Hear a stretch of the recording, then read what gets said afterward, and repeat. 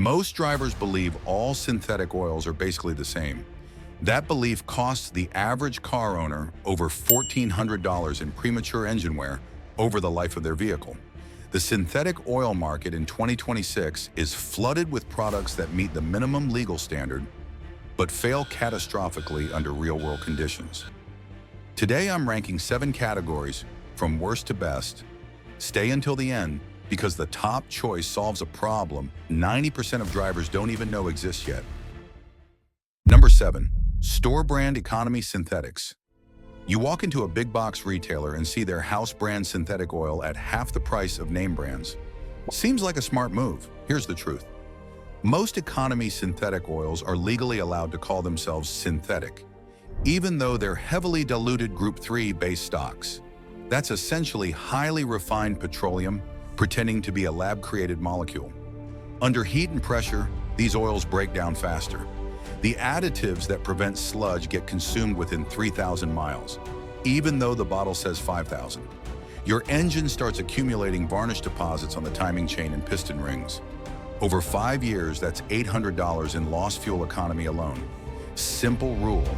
If it costs less than $6 per quart, it's not fully synthetic. And this is where it gets worse.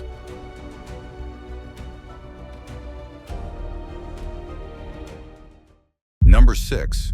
Conventional oils labeled high mileage. You've got a car past 75,000 miles and someone recommends high mileage conventional oil. Sounds like it's made for your situation. But here's what nobody tells you.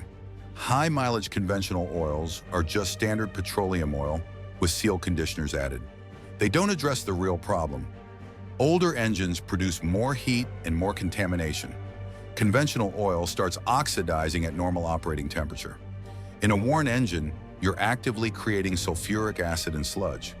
By month 3, you're no longer running on protective oil. You're running on degraded fluid that causes more wear than protection.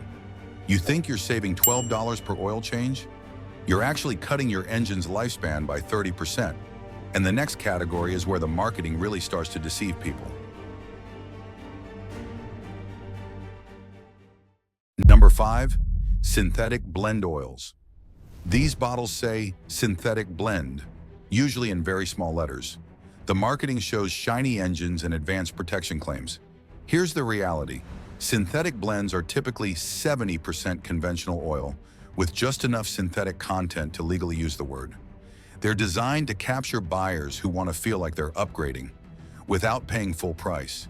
The moment you sit in stop-and-go traffic or make short winter trips, that conventional majority breaks down just like cheap petroleum. You end up with oil that costs 60% of full synthetic, but delivers only 20% of the protection.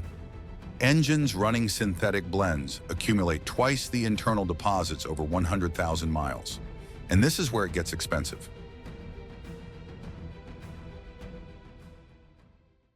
Number 4. Standard full synthetic meeting minimum specifications. Now we're in legitimate full synthetic territory. These oils meet API and ILSAC specifications. Most mechanics will tell you this is perfectly fine. But here's the hidden truth. Oil standards are written by committees, and those committees include manufacturers who profit from shorter engine lifespans. Current specifications allow oxidation levels that would have been considered failures 15 years ago. These oils use cheaper additive packages. Anti-wear compounds are reduced, detergents are minimized. The result is oil that prevents catastrophic failure, but allows slow, invisible degradation.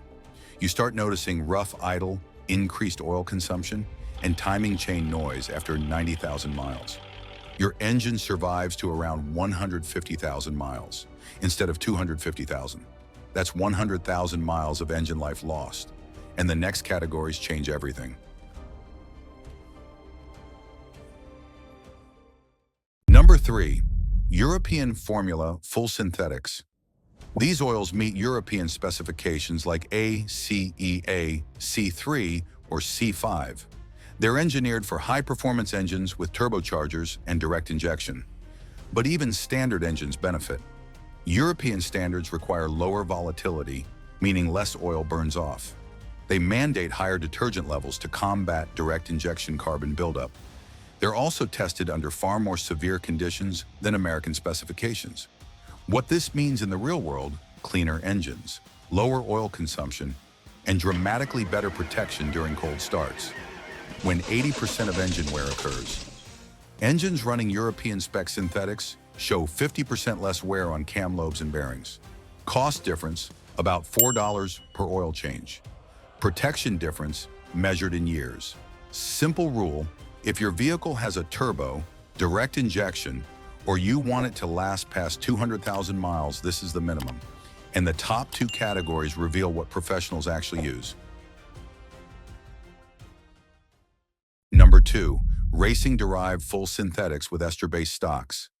Now we're talking about oils that cost $12 to $15 per quart. These use ester-based stocks, which have polar molecular properties. Here's why that matters. Ester molecules bond directly to metal surfaces, even when the engine is off.